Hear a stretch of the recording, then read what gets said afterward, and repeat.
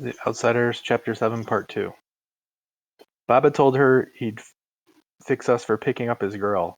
His buddy Randy Anderson, who had helped lump us, also said it was their fault and that we'd only fought back in self-defense.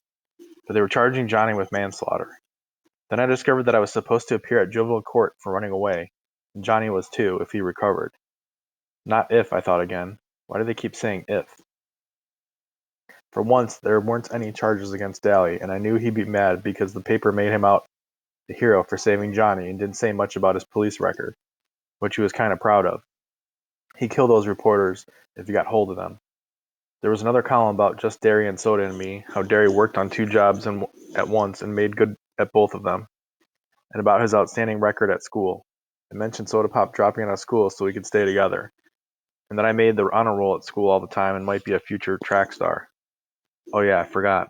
I'm on the A squad track team, the youngest one. I'm a good runner. Then it said we shouldn't be separated after we had worked so hard to stay together. The meaning of that last line finally hit me. You mean, I swallowed hard, that they're thinking about putting me and Soda in a boys' home or something? Steve was carefully combing back his hair into complicated swirls. Something like that. I sat down in a daze. We couldn't get hauled off now. Not after me and Derry had finally got through to each other. And now that this big rumble was coming up and we would settle this Soch Greaser thing once and for all. Not now when Johnny needed us and Daly was still in the hospital and wouldn't be out for the rumble. No, I said out loud, and Two-Bit, who was scraping the egg off the clock, turned to stare at me. No what? No, they ain't gonna put us in a boys' home. Don't worry about it, Steve said, cocksure that he and Soda Pop could handle anything that came up. They don't do things like that to heroes. Where's Soda and Superman? That was as far as he got because Derry, shaved and dressed, came in behind Steve and lifted him up off the floor and then dropped him. We all called Derry Superman or Muscles at one time or another, but one time Steve made the mistake of referring to him as all brawn and no brain, and Derry almost shattered Steve's jaw. Steve didn't call him that again, but Derry never forgave him. Derry had never really gotten over not going to college. That was the only time I've ever seen Soda mad at Steve, although Soda attaches no importance to education.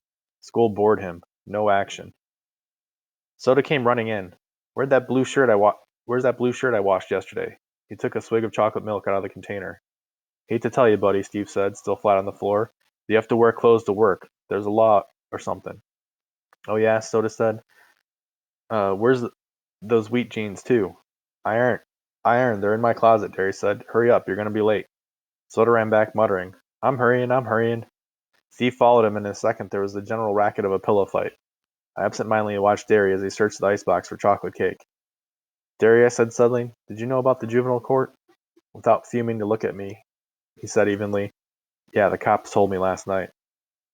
I knew then that he realized we might get separated. I didn't want to worry him anymore, but I said, I had one of those dreams last night, the one I can't ever remember.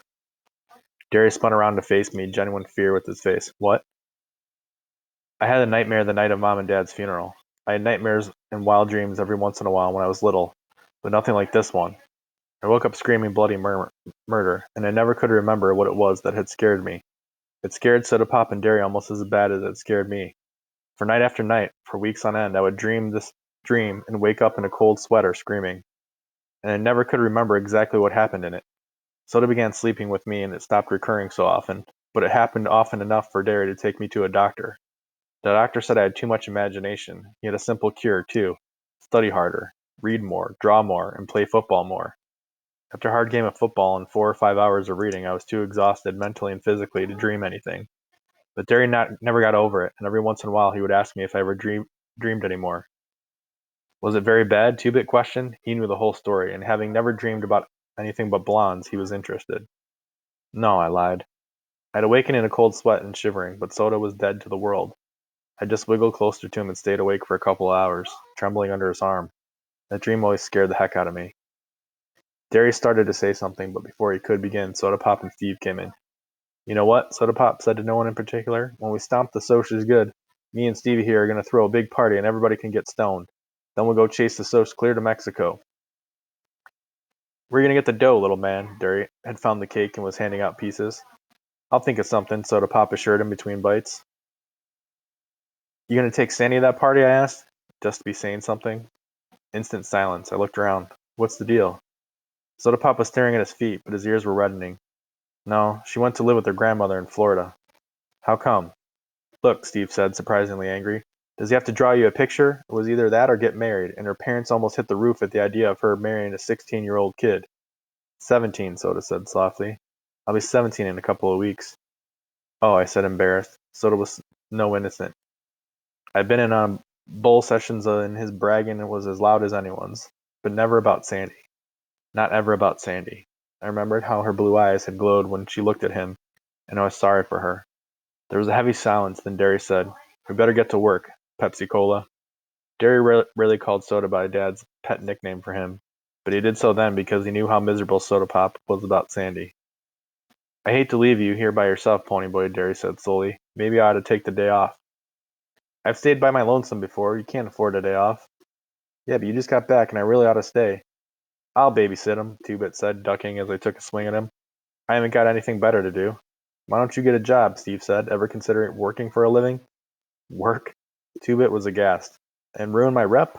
I wouldn't be babysitting this kid here if I knew of some good day nursery opening on Saturdays. I pulled his chair over backward and jumped on him, but he had me down in a second. I was kind of short on wind. I've got to cut out smoking or I won't make track next year. Holler, Uncle. Nope, I said, struggling, but I didn't have my usual strength. Derry was pulling on his jacket. You two do up the dishes. You can go to the movies if you want to before you go see Dally and Johnny.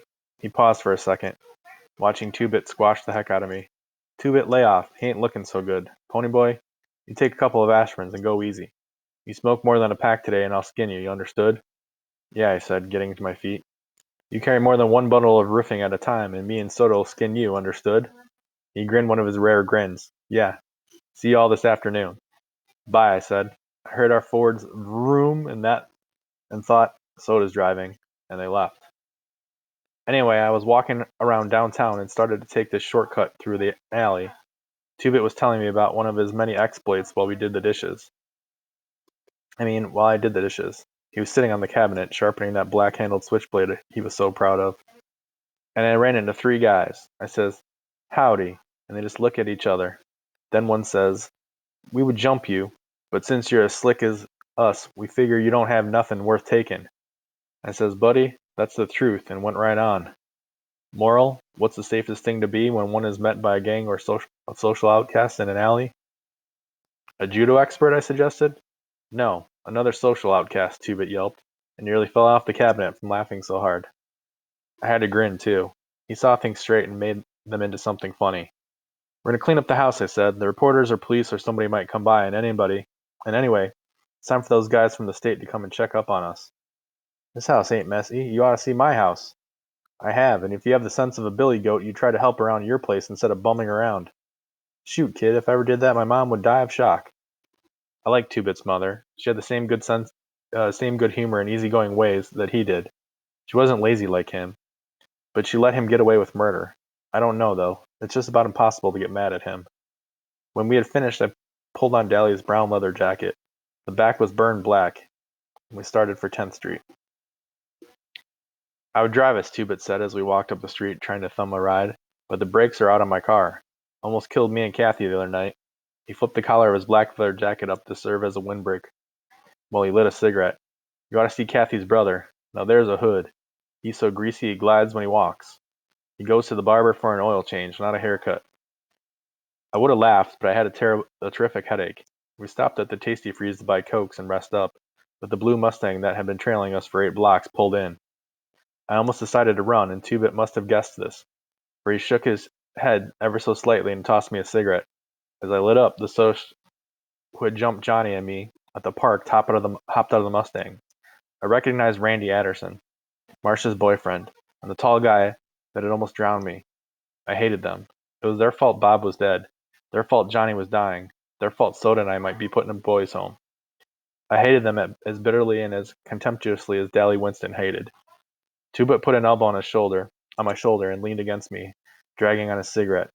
You know the rules. No jazz before the rumble, he said to the Socs. We know, Randy said. He looked at me. Come here, I want to talk to you. I glanced at Two-Bit. He shrugged. I followed Randy over to his car, out of earshot of the rest. We sat there in his car for a second, silent. Guy, that was the toughest car I've ever been in. I read about you in the paper, Randy said finally. How come? I don't know. Maybe I felt like playing hero. I wouldn't have. I would have let those kids burn to death. You might not have. You might have done the same thing. Randy pulled out a cigarette and pressed it in the car lighter. I don't know. I don't know anything anymore. And would have never believed a greaser could pull something like that. Greaser didn't have anything to do with it. My buddy over there wouldn't have done it. Maybe you would have done the same thing. Maybe a friend of yours wouldn't have. It's the individual. I'm not going to show at the Rumble tonight, Randy said slowly. I took a good look at him. He was 17 or so, but he was already old. Like Dallas was old. Jerry had said her friends were too cool to feel anything, and yet she could remember watching sunsets. Randy was supposed to be too cool to feel anything, and yet there was pain in his eyes. I'm sick of all this, sick and tired. Bob was a good guy. He was the best buddy a guy ever had. I mean, he was a good fighter, and tough and everything, but he was a real person too, you dig? I nodded. He's dead. His mother has had a nervous breakdown. They spoiled him rotten. I mean, most parents would be proud of a kid like that. Good looking and smart and everything, but they gave in to him all the time. He kept trying to make someone say no, and they never did. They never did. That was what he wanted, for somebody to tell him no, to have somebody lay down the law, set the limits, give him something solid to stand on. That's what we all want, really. One time. Randy tried to grin, but I could tell he was close to tears. One time he came home drunker than anything. He thought sure they were going to raise the roof. You know what they did? They thought it was something they'd done. They thought it was their fault, that they'd failed him and driven him to it or something. They took all the blame and didn't do anything to him. If his old man had just belted him, just once, he might still be alive. I don't know why I'm telling you this. I couldn't tell anyone else. My friends, they think I was off my rocker or turning soft. Maybe I am. I just know that I'm sick of this whole mess. That kid, your buddy, the one that got burned, he might die? Yeah, I said, try not to think about Johnny. And tonight, people getting hurt in rumbles, may be killed. I'm sick of it because it doesn't do any good. You can't win. You know what? You know that, don't you? And when I remained silent, he went on, you can't win even if you whip us. We'll still be where you were before. You'll still be where you were before, at the bottom. And we'll still be all the lucky ones with all the breaks. So it doesn't do any good, the fighting and the killing. It doesn't prove a thing. We'll forget it if you win, or if you don't. Greasers will be greasers, and socs will be socs. Sometimes I think it's the one in the middle that are really the lucky stiffs. He took a deep breath. So I'd fight if I thought I'd do any good. I think I'm going to leave town. Take my little old Mustang and all the dough I can carry and get out. Running away won't help. Oh hell, I know it, Randy half sobbed, but what can I do? I'm marked chicken if I punk out at the Rumble, and I'd hate myself if I didn't. I don't know what to do. I'd help you if I could, I said. I remembered Cherry's voice. Things are rough all over. I knew then what she meant. He looked at me. No, you wouldn't. I'm a soc. You get a little money and the whole world hates you. No, I said. You hate the whole world. He just looked at me. From the way he looked, he could have been 10 years older than he was. I got out of the car. You would have saved those kids if you had been there, I said. You'd have saved them the same as we did. Thanks, Grease, he said, trying to grin. Then he stopped. I didn't mean that. I meant, thanks, kid. My name's Ponyboy, I said. Nice talking to you, Randy. I walked over to Two-Bit, and Randy honked for his friends to come and get into the car. What'd he want? Two-Bit asked. What'd Mr. Super Soch have to say? He ain't a Soch, I said. He's just a guy. He just wanted to talk. Want to see a movie before we go see Johnny and Dallas? Nope, I said, lighting up another weed. I still had a headache, but I felt better. Socs were just guys after all. Things were rough all over, but it was better that way. That way you could tell the other guy was human too.